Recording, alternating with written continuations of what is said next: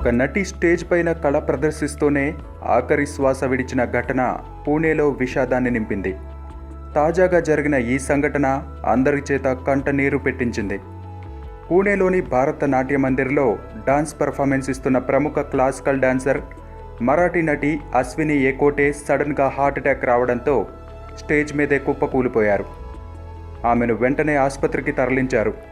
కానీ దురదృష్టవశాత్తు ఆమె అప్పటికే కళలోనే తుది శ్వాస విడిచారు. డ్యాన్స్లో అటు మరాఠీ సినిమాల్లో మంచి టాలెంటెడ్ యాక్టర్స్గా పేరు తెచ్చుకున్న ఈ అశ్విని మరణ వార్త తెలిసిన వెంటనే సోషల్ మీడియాలో సంతాప సందేశాలు వెల్లువెత్తాయి. మరాఠీ చిత్ర పరిశ్రమ అశ్వినికి ఘన నివాళులు అర్పించగా అశ్విని లేని లోటు ఎవరూ తీర్చలేరని ఆమె అభిమానులు, సినీ ప్రేమికులు అంటున్నారు.